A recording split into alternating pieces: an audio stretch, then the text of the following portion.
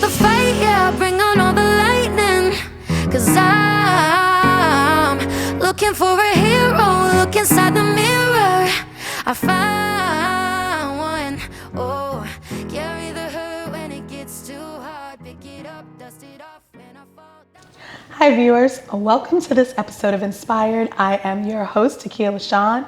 Joining me today is a very special guest of mine, someone very near and dear to my heart. We are closing out this series called Healing Through the Hurt, and I thought it very befitting to have someone on that is helping me and not only themselves to heal through some hurt. I want to introduce my son, Jaeden Bell. How you doing, Jay? I'm good. How are you? Good. I'm doing good. You know how I'm doing. You live with me. Yeah. So we're talking about healing through the hurt. And this is a series, as you know, that I've been filming. Many wonderful women, inspiring, empowering, courageous stories of just healing and hope and health and just overcoming. And as I close out this series, I was inspired. Number one, the whole premise for this show, is, majority of my story and what I do and how I like to help other women out to find purpose in their story, which is what this platform is for. But you and I this past week, on Sunday this past week, had a similar thought, thank you, at two different times. I didn't know that you were enduring something, and you didn't know that I was enduring something. And when we came together and talked about it, we realized that we were in the same place, working on healing through something. And when you and I had that conversation to talk about dealing with it instead of just leaving it alone and saying we're okay, I thought it very pivotal to have you on, because many people know you're my son. They know you're doing some amazing things. You're extremely amazing. I'm not just saying that because you're my kid.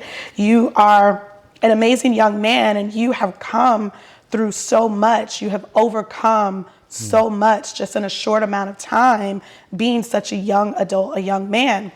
And I thought it very befitting just to close this series out and to open up with a new episode series simply called Overcomer, because that's what you are to me. You are an inspiration and you are an overcomer. And what I want to do in the weeks to come is a 4-part series with you and I sharing our story and talking about the things that we've overcome, but you being another generation than myself, you being another sex, male, than what I normally have on this platform. What I want viewers to know is that men go through things too. Men have to deal with things, and they have to heal through things. And many times over the years, as you and I have endured things, watching you grow up, watching you adapt to situations, watching you go through the hurt and the pain and the anguish of some of those things that we'll talk about here. Again, what has stood out to me is just one of the questions that always popped up in some of the things that we endured that went through my own heart was simply, but what about Jaeden? And you may not have known that, but as we were going through things, what kept me was, but what about Jaeden? Mom is going through things. Mom is an overcomer. Mom is a survivor. Mom is enduring. We have some things with your sister that we've endured that we talked about that, she's even talked about. But what about Jaeden? How's Jaeden doing? And so I wanted to sit down with you, as we already do. And number one, I want to thank you for taking this time to be on this platform. I didn't make you do it, did I? No? Okay. It was persuasion. There was some persuasion there. But you should do it. Okay, mom. Okay. But did I force you to do it, really? No. Would I ever force you to do anything you don't want to do? No. And so that was something that I repeatedly asked when I feel like God put it on my heart to do this, was I don't want you to be uncomfortable. But as we were having this conversation over the past weekend, I listened to you as I always do, and I heard what I always hear is just your wisdom in your youth and your ability to convey what you're feeling and how you've gone through. And I thought, the world needs to hear this, because what about Jaeden? How is Jaeden doing? You're graduating this weekend. Yeah. And how do you feel about that? It's crazy. It's like so many emotions. It's like, you know, I'm happy, I'm sad. I'm happy, one, because like I got there in 8th grade escaping public school because I didn't think I could handle it, and teachers didn't care about me, to moving to 8th grade to Bridges Prep, where I go now. And like they helped me, and like I'm happy. I started making A's and B's, and now I'm on all A's. I used to make F's in public school because no one would help me. I used to fail at every single class, and now I'm like 16 out of 30 in my class. You're on honor roll. So that makes me happy. And it's sad because I'm like, you know, it's crazy. Like we were literally in 5th grade talking about, you'll be in college soon. I'm like, no, I have a long time. I was talking to you about college in 5th grade. My teachers were, and you were too, because my grades weren't keeping up. Right. Yeah, this will affect you in college. I was like, I have a long time till college. And now then it's like that. I leave August 14th, and it's like, right. It's crazy. Right. So it's so many emotions, and I'm just thankful for the people that pushed me, to help me get there. You know, push me to make all A's. Yeah. Well, you did have people pushing you. We've had a tribe, we've had a village supporting our family over the years, and they have pushed you. But like I tell you all the time, you ultimately are responsible for where you're going, and you have to give yourself credit where credit is due. You could not have gotten there if you didn't make up in your mind that you wanted to reach for more. So I'm extremely proud of you. It's a very exciting time for our family and our household. It's a very emotional time for our family and our household. Rightfully so, because number one, you're my last child, you're my last bird out the nest, you're my youngest. And for me, I said this to a friend recently, I said it hit me that I had your sister, my oldest, at 20, 21 years old. You know, all my adult life, all I've known is being a mom. And now you're my last child leaving 6 years later.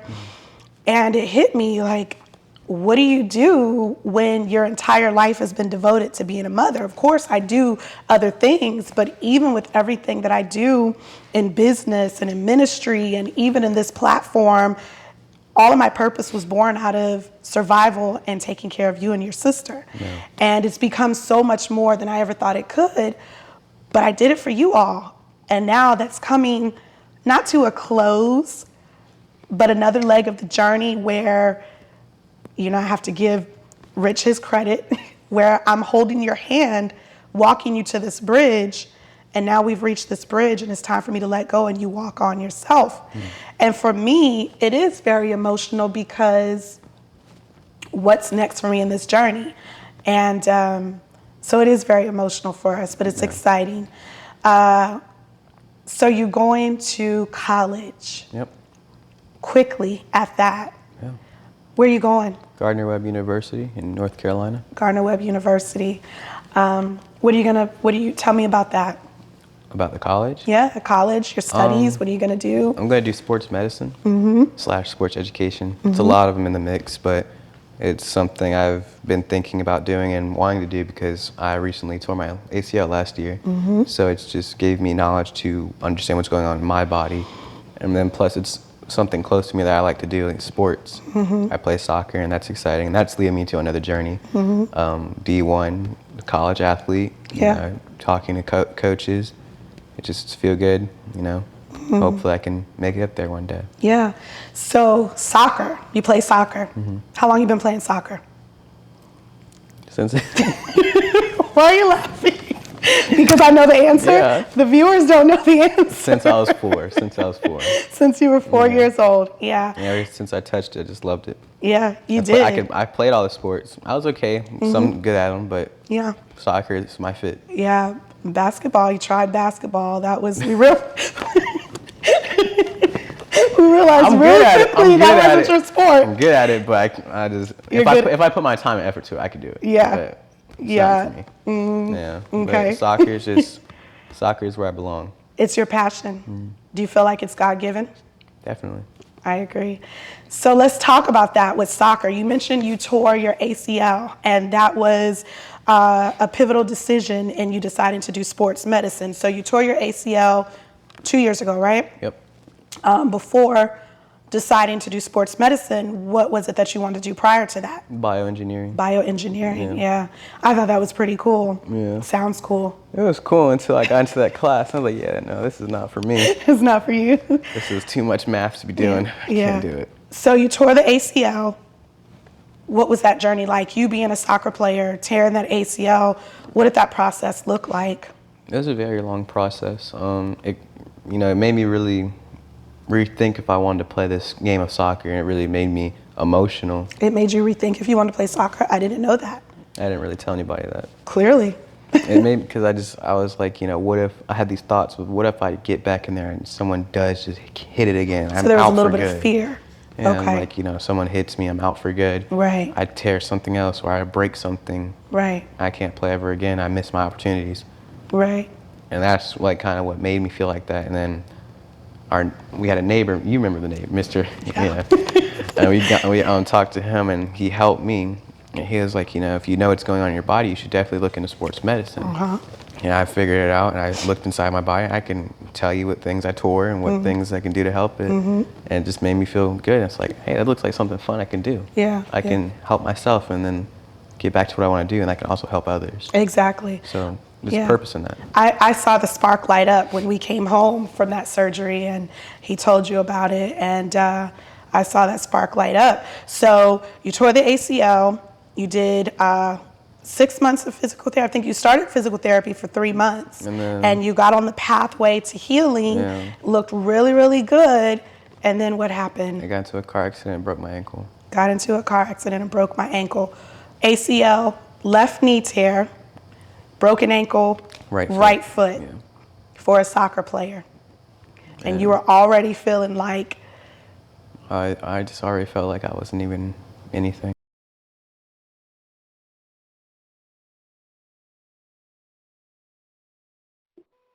Hey, Ms. Smith, this is Sergeant for City Police Department.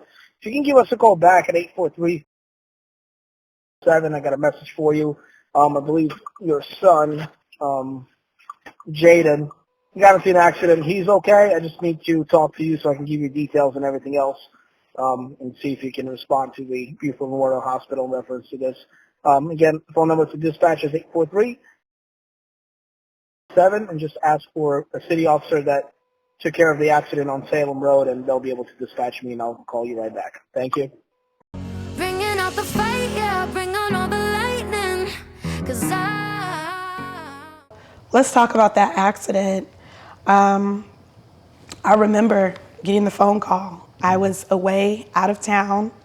I had gone to a worship event, a church event, and I was out of town, and I had just got back into town that day, hours before this happened. And you were with a friend, and I said, do you want to come home tonight, or do you want to come back in the morning? And you opted to stay. And my friend and I, who had gone to the worship event down in Jacksonville, Florida, when we got home, we were just still in such a mood of wanting more of that environment, just wanting more to praise God and talk to God. We got home and popped on YouTube and pulled up some worship. And as I'm worshiping, I just keep hearing and sensing and feeling that something's not okay with you.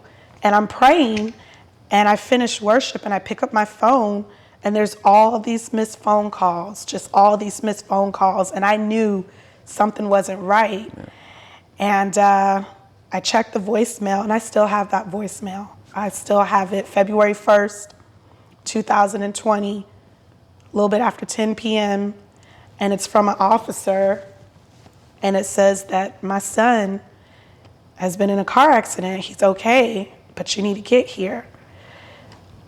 You were driving, and Tell us what you remember about that accident that night.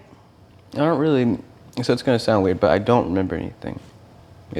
I would like to try, I pray, I'm like, I want to see it, and then people are like, probably don't want to see it. People, who told you that? My mom, Your you, mom. and like some other people. I forgot. Just, maybe it's scary, maybe you don't want to see that.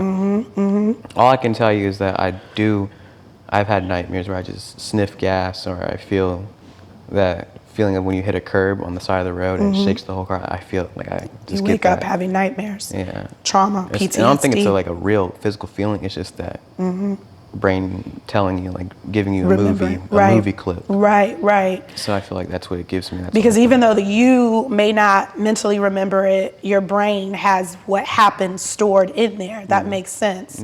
That trauma. And so what I know, and from the pictures and what I was told, was you were going around a curve, and was it raining? Well, you don't remember. It wasn't raining, it was dark, and you were going around a curve, and the curve straightened up, but it was so dark or foggy, you did not see the road straighten up, and you kept going around the curve head on into a cluster of oak trees. Slammed into the oak trees.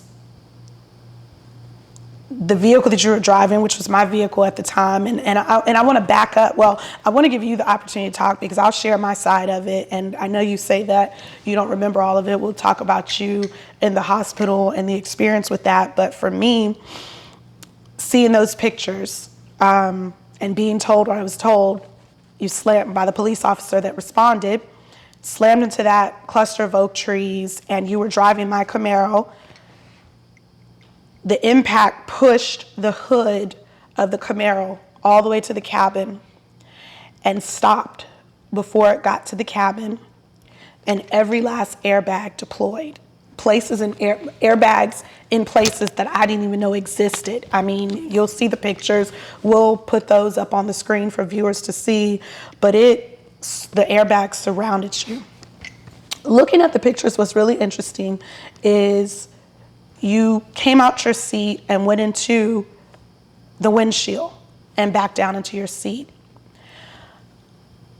The testimony of this, and let me back up, I said this is called Overcomer because I'm reminded of Revelations 12:11 that says we've overcome by the blood of the Lamb and the word of our testimony, talking about it. And I always get emotional talking about this because I know God was with you beyond a shadow of a doubt. The abrasions on your forehead are a memory of that. And even those abrasions, they're pretty much gone. They're not near as bad as they were after that accident. Do you remember how many stitches you had in your forehead? I think like 10? One. No, one. One. Your whole forehead you went through in the windshield and back down. And I remember getting to the emergency room and standing at your side, and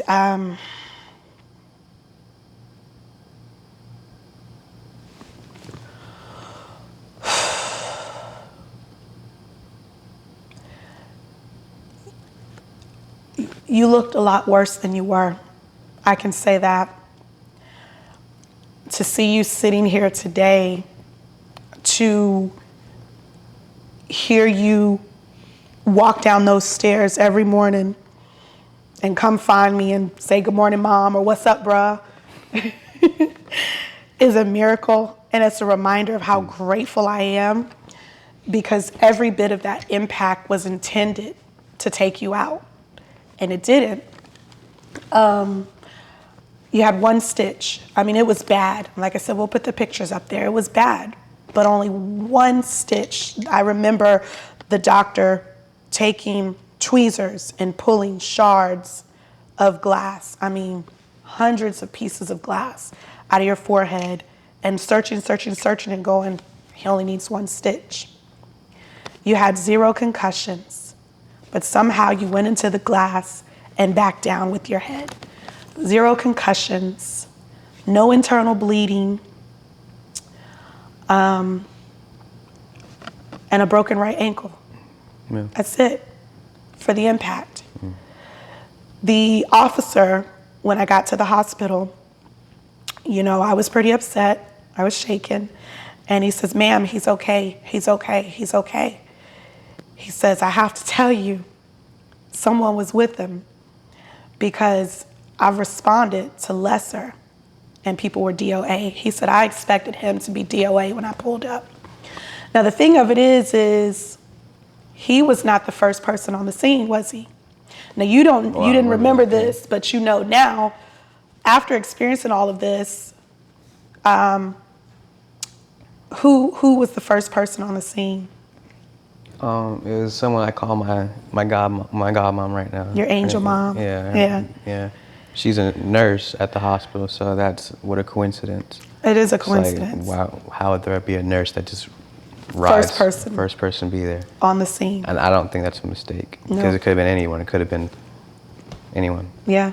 You hit that tree, and again, from what the officer and the first responders tell me is that they thought you were DOA. They saw the carnage, the damage to the car, and they just were prepared for the worst. And when they got on scene, your angel mama, Robin, I'm gonna say her name. We're gonna give credit where credit is due. Miss Robin said she was driving by, and she said how God set it up was she didn't see the crash, but she got there so closely to it happening that she said powder from the airbags was still in the air, the dust from it. So that's how quickly she got on the scene. Didn't see the impact, but came around that curve and saw the car. And she told me, you know, and I don't want to leave out the pieces of it, because we'll have to go back and talk about how we even met Robin, because we didn't even meet Robin until days later. Yeah. But she got on scene and found you there. She's a nurse. She goes into action. She says she saw you wearing your high school hoodie and realized, oh my gosh, this is a kid. This is someone's son. And I remember her telling me that she kicked into mother mode because this is someone's son, and there's a mama out there that doesn't know that her son is in this predicament. Yeah. A lot of emotions there. Usually I can't get through telling that without crying. But again, I think we've gotten to the place where we knew and we know that God was in this completely and totally, and his hand is on you. All right, well, with everything that's going on with the accident, what I want to do is I want to continue in the next episode, and we pick up and we talk about the trauma of that and the things that you've endured and how you've continued to overcome. I'll have you back on the next episode. We will see you next week. Want more inspiration and encouragement? Join me next week, Thursday, 9 p.m. Eastern Standard Time, right here on Live, and hear more extraordinary women sharing their extraordinary stories. And be inspired with Takia LaShawn. This episode of Inspired with Takia LaShawn has been sponsored by The Brow Company, Beauty Bar, Makeup Studio, and Lash Spa, a Takia LaShawn salon. The Brow Company specializes in exceptional lash, brow, and makeup artistry, natural nail care, full body and Brazilian waxing, laser liposuction, teeth whitening, hair shampoo and blow dry styling, and more. The Brow Company has 2 locations in Bluffton, South Carolina, and on Ladies Island, and are open by appointment Monday through Saturday. Find out more and book your appointment today. Have a business, idea, nonprofit, organization, or event you'd like to talk about? Contact me today to find out more about my sponsor and affiliate partner program segments here on Inspired with Takia LaShawn. I mean, when I got my broken ankle, it didn't really set in because I've never broken anything before. So it's like, how does this work? And I just felt like, well, soccer's a bust. I'm not going to play anymore. I failed at that. That's not in my life anymore. So that kind of hurt too, because I That's my life.